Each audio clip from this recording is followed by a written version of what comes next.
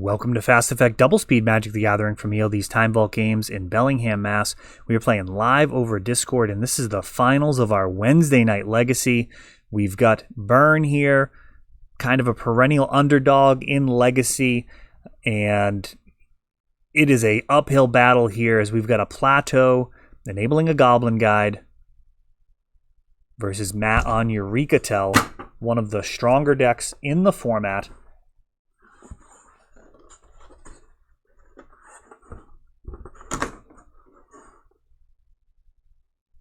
All right, trying to set up something to block the sun here. It's coming in that time of day.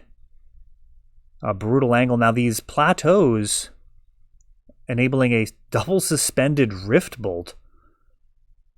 And also signaling perhaps deflecting Palm.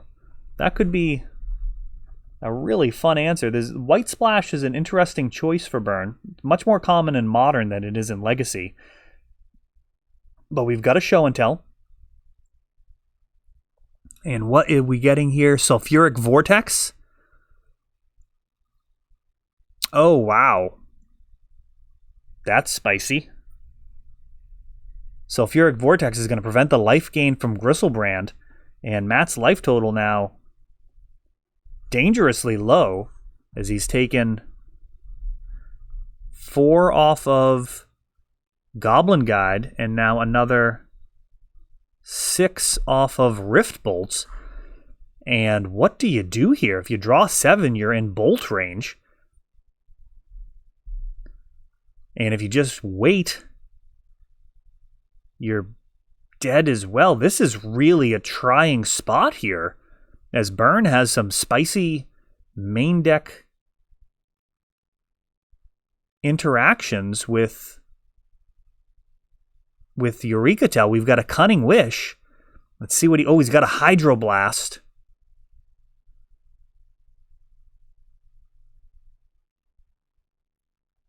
And I gotta think Hydroblast on this Sulfuric Vortex is in order.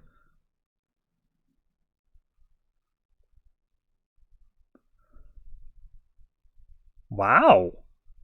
I am really genuinely surprised that this Hydroblast didn't take out the Sulfuric Vortex. This is going to do it. So, Exquisite Firecraft. So,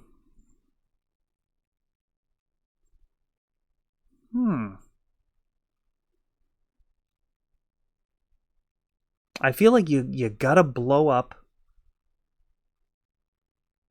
the Sulfuric Vortex there and then get the lifelink from Gristlebrand. I think that's just essential to any type of situation where you're going to be winning there. I don't think you can win the race otherwise. And I am not sure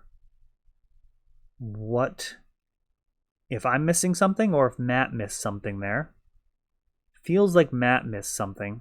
Probably more likely, given that he's the end of a tournament here.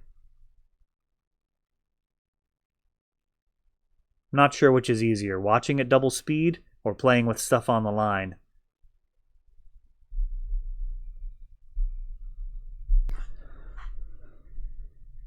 Well, Ben has beaten the odds so far. Can he pull off one more game to actually take down a Wednesday night Legacy? No small achievement. I mean, these are, 25, 30 plus person tournaments. We've got incredible turnouts for these, especially because of the prize support donated by Fee. Gave out a Gaia's Cradle recently. Lava Spike to the face to kick things off. Not the opening you're looking for with Burn, but you also don't want to mull too much. It's kind of a combo deck looking to assemble 20 points of damage. Each one of those cards representing 3 to 4 damage, so you can't really mull too effectively with Burn. Kind of hoping for the best with the opening 7. And there's not a whole lot you can do to kind of smooth things out either. Now we've got a basic mountain situation here. Earlier, game 1, we were seeing plateaus, so I'm not sure if that was to create some concern over potential sideboard cards. or what, but not fetching up a plateau. And here we have a show and tell. This is going to get an Omniscience and an Ensnaring Bridge, I believe. Gristlebrand to go along with the Omniscience. And paying 7, going down to 7. No response, so Lightning Bolt, Fire Blast could have taken out the situation, but that is not the case. And now we have a Cunning Wish. And that should do it. Release the Ants kill is going to be on the table. Oh, grabbing a Return to Nature. It's actually just going to blow up the Ensnaring Bridge. Interesting. Intuition. And here, going to grab some Cunning Wishes, which will allow for Emrakul.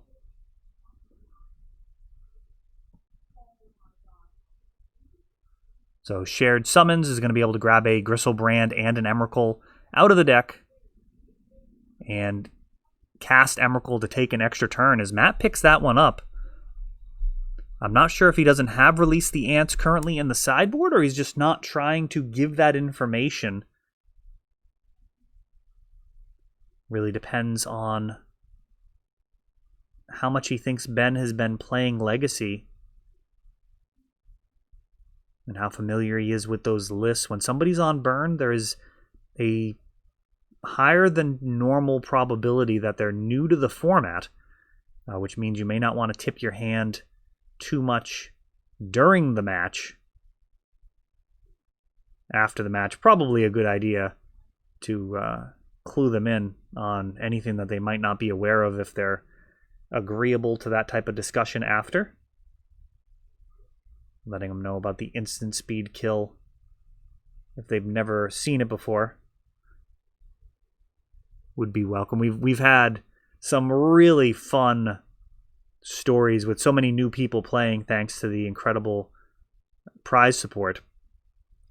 One person actually died to Fire Blast in the same moment as learning that Fire Blast was a card.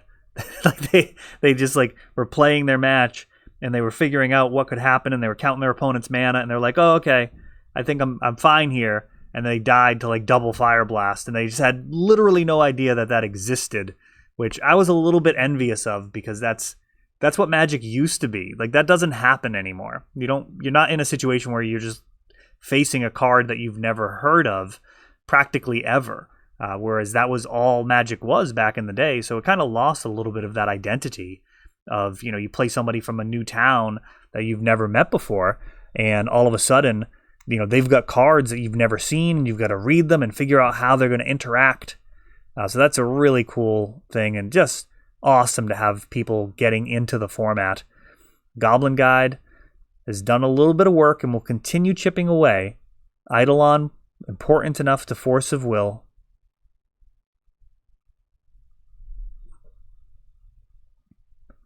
Veil of Summer, not phenomenal in this match, but it does at least protect against Red Elemental Blast, which is a concern when you're mostly trying to jam 3 casting cost blue spells to win the game. It's nice to be able to protect that investment.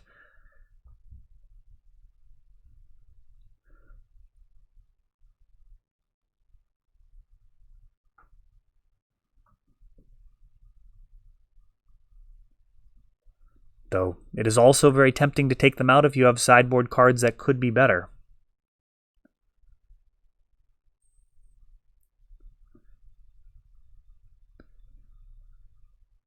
Monastery Swiftspear.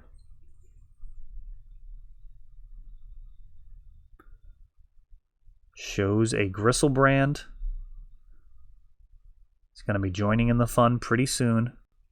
Everything sends no additional burn. Matt gets a turn here. He's at 13, facing down 3+ damage a turn. And each of these turns could be Matt's last, and this is game 3. So Whoever takes this down is taking down Wednesday Night Legacy. A land goes to hand. We've got a Price of Progress. So Matt's going to be able to fetch out a basic here. It does run plenty of those. So he'll end up taking 2 from that, plus another 4. That'll leave him at 6. Fire Blast. That'll leave him at 1. Unless I've missed a point somewhere. That is possible.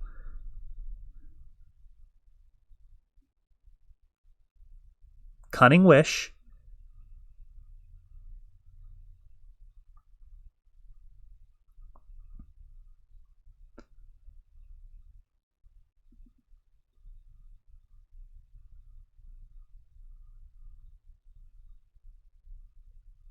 And that's going to do it. It looks like Matt was looking in the sideboard for an answer to the situation. There was none to be had. Grabs an Echoing Truth, and has to accept lethal as Ben takes that one down with, I believe, exact damage.